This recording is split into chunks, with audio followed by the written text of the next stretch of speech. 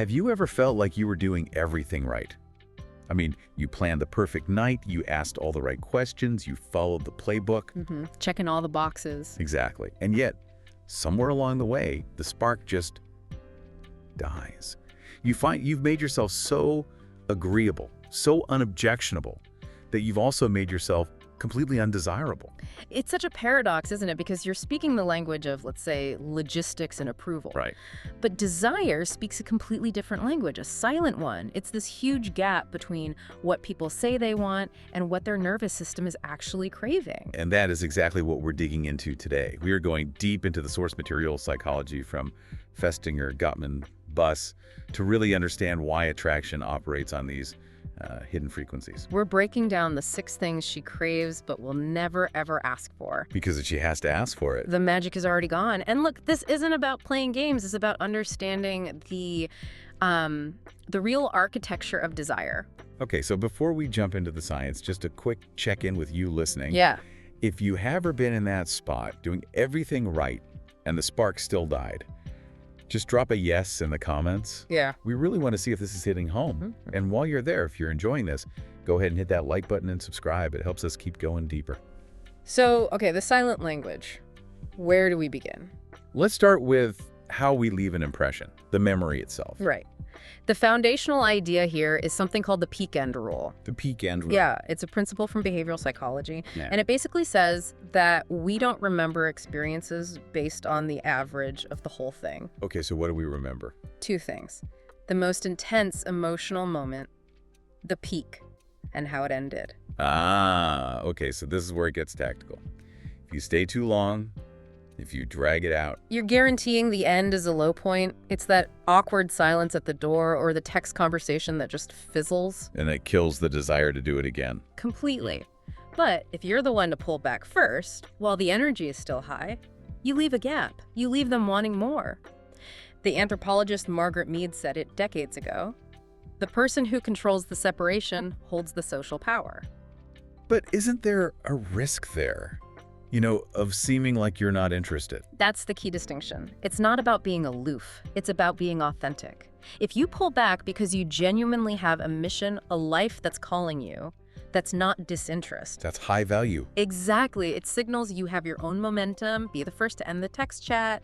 Leave the date while you're both still laughing. You cement that peak emotional moment in her memory. That reframes it entirely. It's less about a game and more about having your own life, which I think brings us to the core conflict here. It does. And this is probably the hardest one for most men to really accept. Okay. Women don't want you to ask them what they want. Oh, wait, hold on. They want you to already know.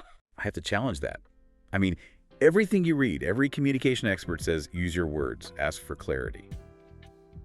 You're saying that's bad for desire. It's bad for desire, yes. It's great advice for, long-term relationship maintenance. For compromise. Like deciding whose family to visit for Christmas. Exactly. But that raw initial attraction, that's a pre-verbal process. The man who has to ask, what should we do? Or is this okay? He's signaling a lack of confidence, a lack of understanding. So asking is a sign of weakness in that context. It signals you can't read the room, and that understanding is the bedrock of desire. You can't negotiate attraction into existence. So the biggest mistake isn't doing something wrong. It's constantly seeking approval. Precisely. You're playing it so safe, you become vanilla. You're striving to be unobjectionable, and that's the fastest way to the friend zone. Desire doesn't want comfort. It wants tension. It wants polarity. Okay, let's get into the architecture of this, the why behind it. I know you want to talk about cognitive dissonance.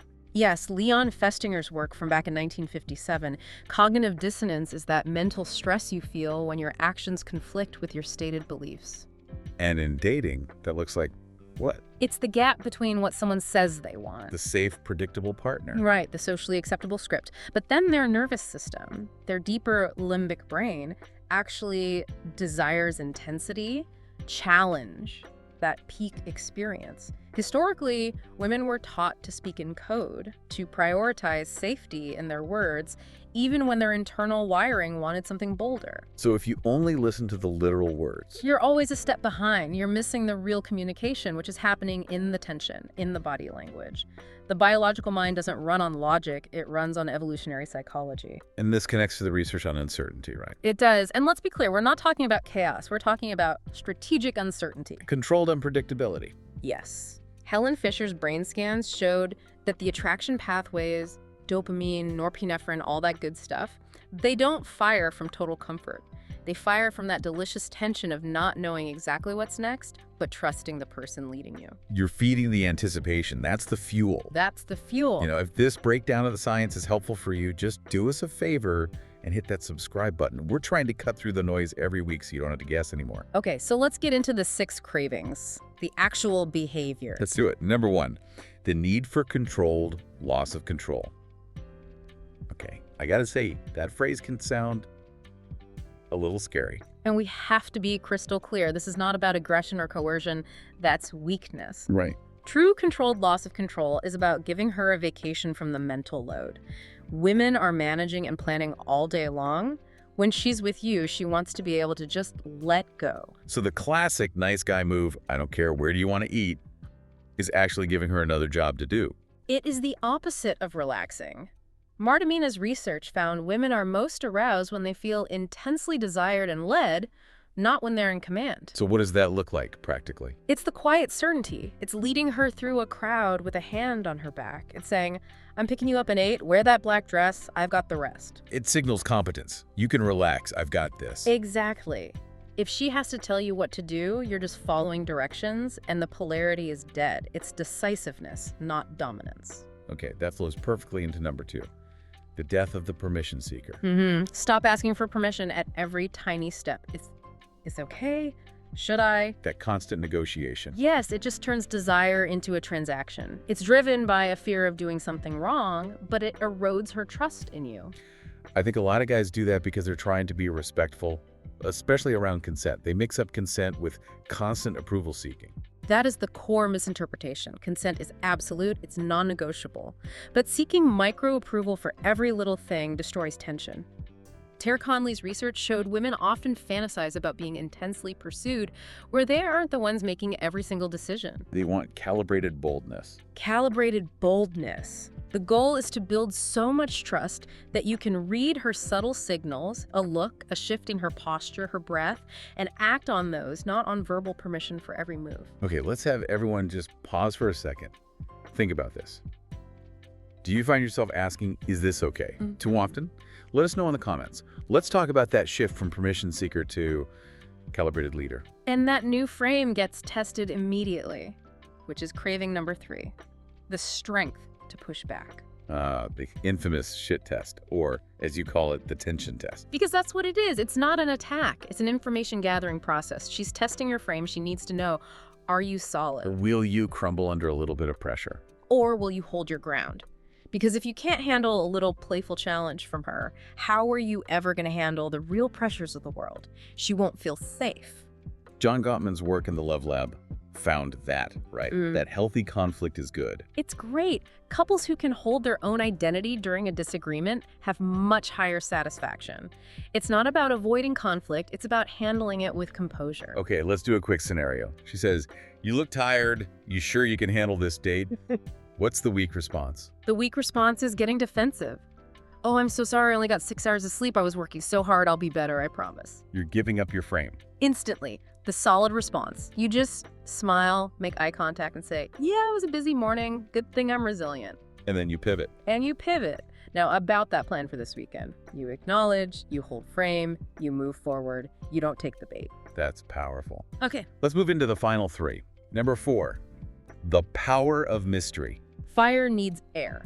That's the simplest way to put it. Closeness is intimacy, but distance is desire. So complete transparency, telling her every single thought and insecurity right away. Is the death of attraction. Esther Perel nailed this. You need space for desire to breathe. When you become an open book on day 1, there's nothing for her mind to wonder about. You become predictable. And predictability kills tension. Closeness without tension is just friendship. So how do you maintain mystery without being, secretive or shady? You have your own world. You have pursuits that have nothing to do with her. You don't narrate every single thought. When she asks, "What are you thinking?" sometimes the best answer is just planning my next move. Not because you're hiding something, but because you have an internal world that is yours. Yes. The moment you are completely solved, you become like furniture. Reliable, comfortable, Right. and boring. Oof, a brutal truth. Okay, number 5 really challenges a big cultural idea. Mission over muse. This is huge. Women might say they want all of your attention, but what they truly respond to on a deep biological level is a man who has something more important than them. A purpose. A mission. A direction. When you drop everything for her, it actually signals low ambition. David Buss's research shows women are attracted to status and capability. When you make her your entire world, it means you don't have a world of your own. And she doesn't want to be your whole world. She wants to be a cherished part of a fascinating world that you are building. The dynamic shift there is amazing. When a man says, "I can't tonight, I have to work on this project," she starts competing for his time instead of just expecting it. She respects the boundary. So here's a challenge for you. If you've let your mission slide, write down one goal today that has nothing to do with her. Share it in the comments if you're feeling bold. That shift in your own priority changes everything. And finally, number 6, this brings us full circle, the art of the early exit. It's the peak end rule in action every single time.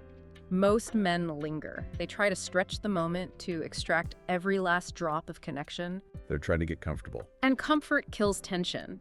You have to be the one to end the interaction while the energy is still high, end the date, end the kiss, end the call at the peak. Leave her wanting more, not exhausted by what just happened. Exactly. So when you put it all together, all 6 of these, they all require you to operate from a place of quiet, internal certainty. It means taking risks. But the reward is genuine polarity. It is. Stop seeking approval and start moving with your own self-possession. That's the frequency she feels across the room. And she can't explain it. The moment she has to say, "I wish you would just pick the restaurant," the magic is gone. It dies in the explanation. But now, you listening, you know. The Yeah. choice is yours. So here's the final thought for you to chew on.